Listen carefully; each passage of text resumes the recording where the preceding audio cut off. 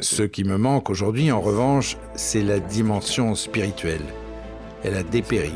Nous tombons toujours plus vite vers un endroit dont nous ne savons absolument rien. Où allons-nous ?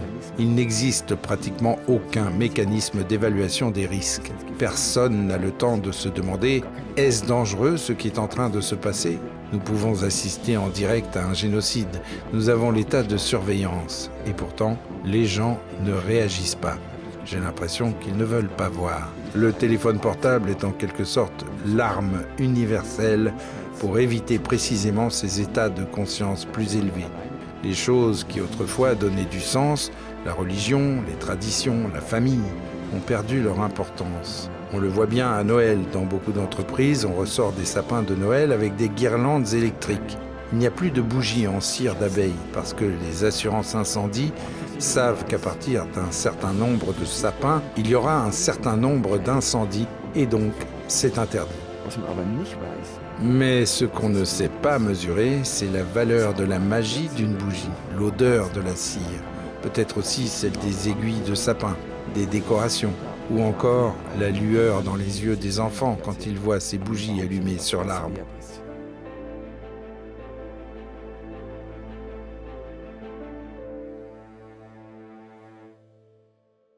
Bonjour professeur Ulrich Hegel.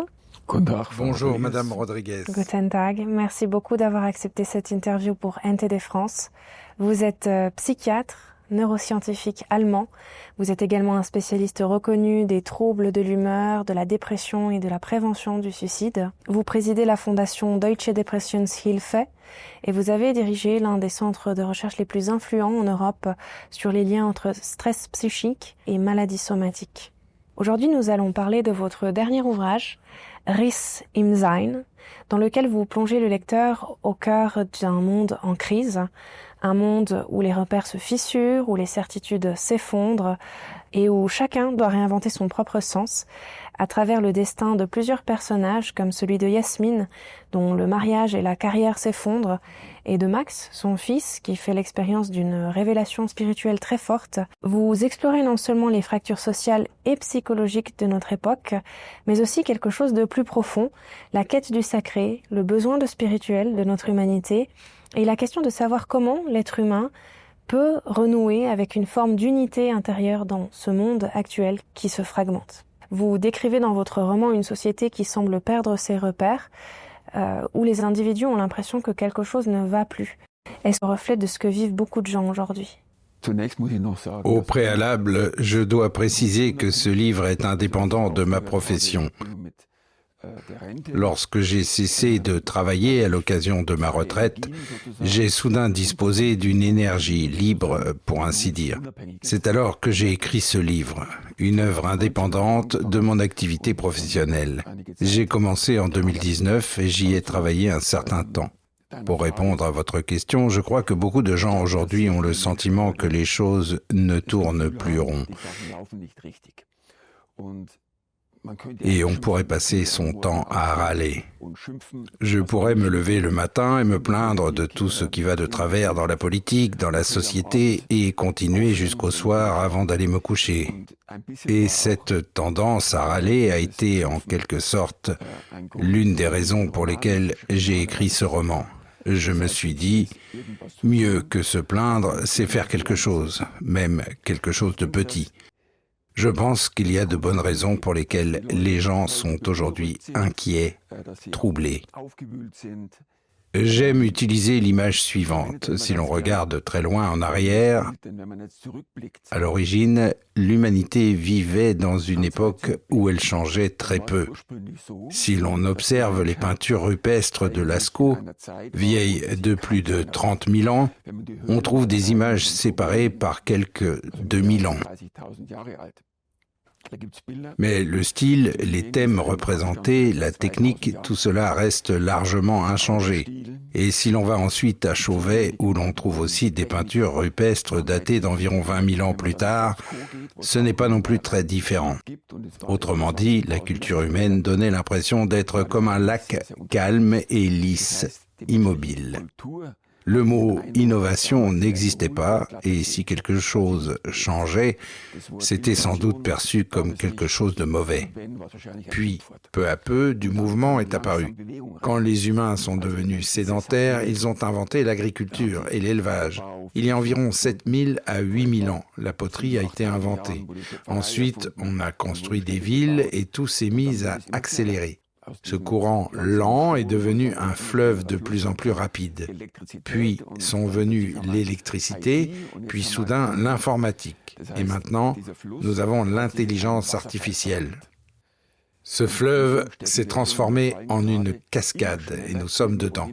Nous tombons toujours plus vite vers un endroit dont nous ne savons absolument rien. Où allons-nous ? Il n'existe pratiquement aucun mécanisme d'évaluation des risques. Personne n'a le temps de se demander « Est-ce dangereux ce qui est en train de se passer ?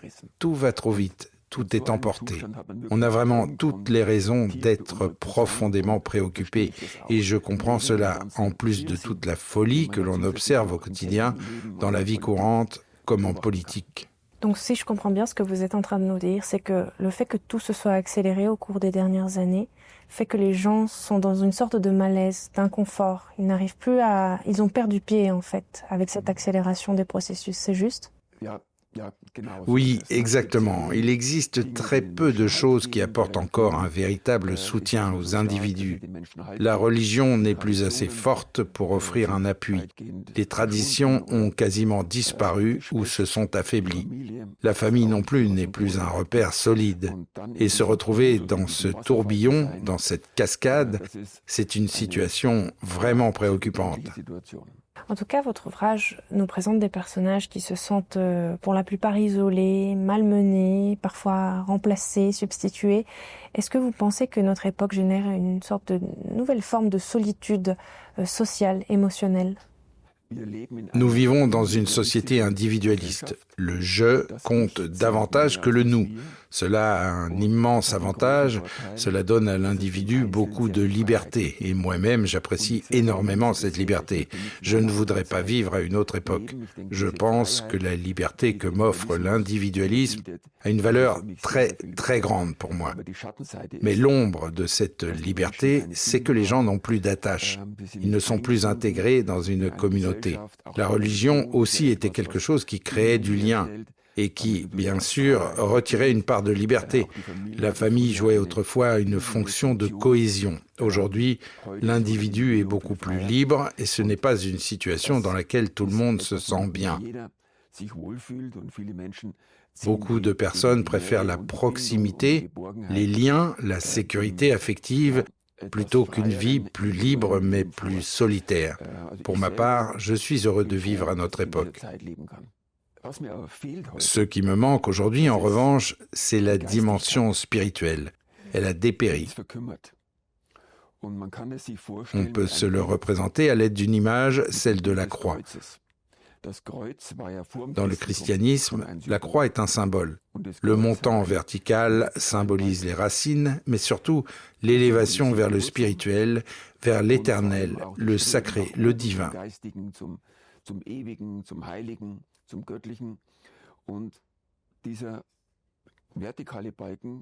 Et ce montant vertical était le plus long. Le montant horizontal, lui, symbolise la matière, ce qui est quantifiable, mesurable, matériel.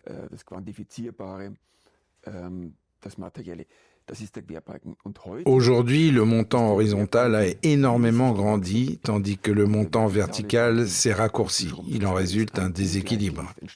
Ce qui est vraiment dommage, surtout à une époque où il y a tant de changements.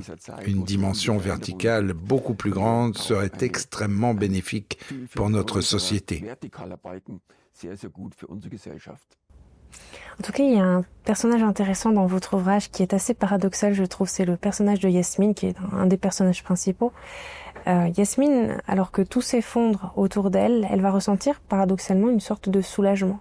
Et j'ai trouvé que c'est un personnage intéressant qui reflète peut-être une société dans laquelle nous sommes, où les individus, finalement, n'espèrent qu'une chose, c'est que tout s'effondre pour que justement ils puissent tout quitter.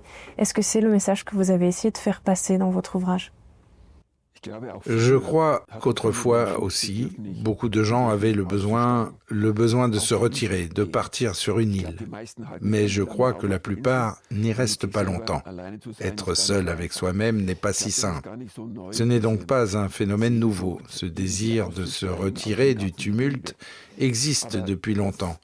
Ce qui m'inquiète davantage, c'est la tendance des gens à ne pas vouloir voir ce qui est pénible.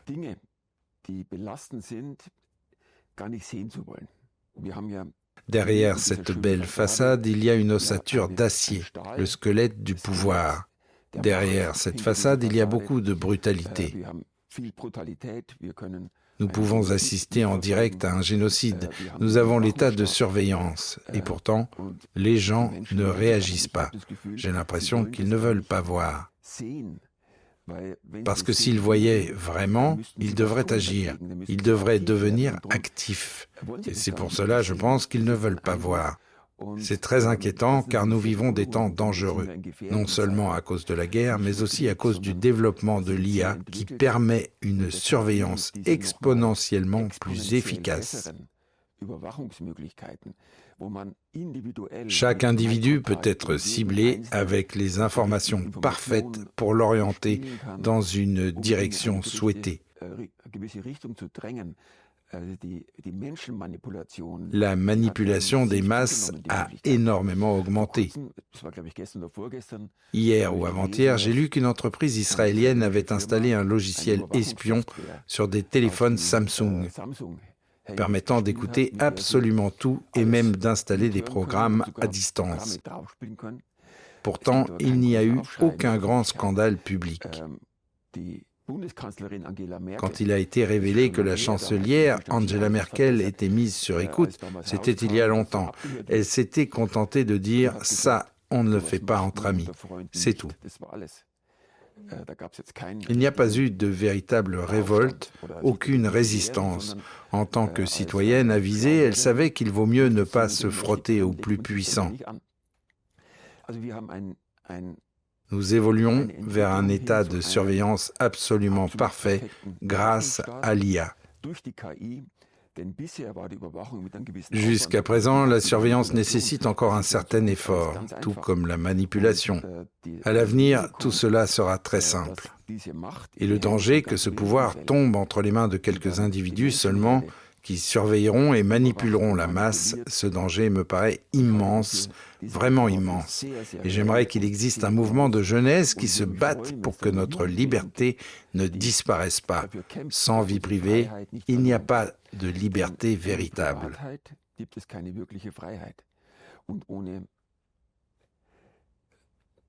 Et sans argent liquide non plus. Une monnaie numérique de banque centrale, un argent entièrement digital, signifierait la fin de toute possibilité de résistance si l'État venait à abuser de son pouvoir. On ne pourrait plus se rebeller, on serait totalement dépendant. Oui, on peut dire asservi.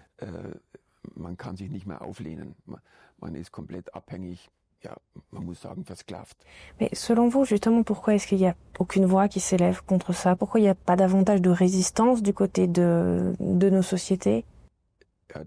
C'est une bonne question que je me pose moi-même. Je crois que c'est un mélange de fatalisme et de confort. Les deux réunis font que les gens ne se dressent pas pour défendre leur liberté.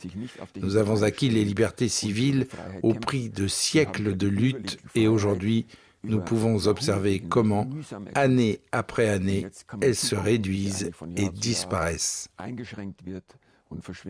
En tout cas, ce qui est intéressant, c'est que dans votre ouvrage, vous ne dépeignez pas seulement des gens qui sont justement en perte de repères, de sens et qui sont dans un repli total sur eux-mêmes, mais vous présentez également des personnages comme celui de Max et de Maria qui vivent une expérience spirituelle profonde, qui vivent une transcendance. Est-ce que vous pensez que la crise actuelle, cette crise sociale, identitaire, technologie, va quand même réveiller un besoin de sens, un besoin de spiritualité chez les jeunes générations? Lorsque des personnes postulent auprès de ma fondation et que je leur demande pourquoi, l'une des réponses les plus fréquentes est « parce que cela a du sens d'œuvrer pour la santé des autres ». La recherche de sens est un thème majeur, pas seulement pour les jeunes, mais pour tout le monde. Les choses qui autrefois donnaient du sens, la religion, les traditions, la famille, ont perdu leur importance.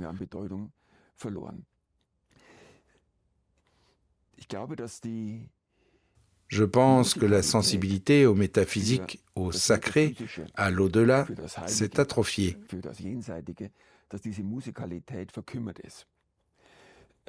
J'essaye toujours de m'encourager à la maintenir vivante et à percevoir le merveilleux et le mystère dans les petites choses du quotidien. C'est intéressant de réfléchir à nos plus anciens souvenirs d'enfance.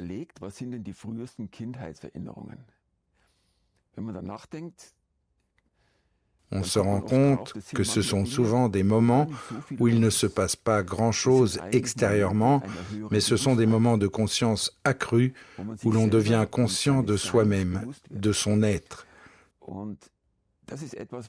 Ce sont des expériences que beaucoup d'individus vivent et qui les rapprochent de quelque chose de sacré, de l'au-delà. C'est aussi souvent lié à une certaine forme de frayeur. On éprouvait peut-être plus souvent ce genre de sentiment autrefois, quand on voyait encore le ciel étoilé presque chaque nuit, sans nuages, la Voie lactée, et qu'on se sentait alors tout petit et en même temps élevé. On vit cela beaucoup moins souvent aujourd'hui, mais on pourrait aller le chercher. Et je me demande toujours pourquoi, moi-même et les autres, nous ne le faisons pas plus souvent. Pourquoi est-ce que nous ne sortons pas de la ville, que nous ne nous allongeons pas sur le dos dans un pré pour regarder le ciel étoilé? Nous ne le faisons pas. Nous l'évitons même activement. Et je pense que cela tient aussi un peu au fait qu'il y a là une part de frayeur, parce que l'on entre en contact avec quelque chose de beaucoup plus grand que soi. Ce n'est peut-être pas l'au-delà, mais ce n'en est pas très loin. Le téléphone portable est en quelque sorte l'arme universelle pour éviter précisément ces états de conscience plus élevés. Dès qu'on est un peu seul et que les choses pourraient nous toucher plus profondément, on plonge la main dans la poche et on sort son portable. Je crois qu'au fond, chez beaucoup, la sensibilité pour ce genre d'expérience s'est atrophiée et qu'il faudrait se motiver soi-même à la réveiller sans cesse. Oui, et votre roman d'ailleurs montre des scientifiques qui sont dépassés par des phénomènes qu'ils ne comprennent plus eux-mêmes. Est-ce que c'était une manière pour vous de dire que la science moderne, elle ne répond pas forcément à des questions essentielles? Chers téléspectateurs, chères téléspectatrices, depuis maintenant des années, vous suivez nos émissions gratuitement sur YouTube. Derrière le travail que nous produisons, il y a souvent des bénévoles engagés qui croient en la diversité de l'information et qui souhaitent la promouvoir. Tout cela est un travail de longue haleine et nous avons donc réfléchi à la façon de le mener sur le long terme grâce à des partenariats. Je suis heureuse de vous annoncer que nous serons désormais sur la plateforme Epoch TV qui va aussi vous ouvrir la porte vers davantage de contenu premium, des articles d'analyse de l'actualité et des interviews. Pour vous, c'est très simple. Aucun changement si vous nous suivez sur YouTube. La première partie des émissions y sera toujours. Pour regarder la suite, il vous suffit de cliquer sur ce lien afin de rejoindre la plateforme Epoch TV. Je vous dis à bientôt et j'espère que cette offre enrichie vous plaira.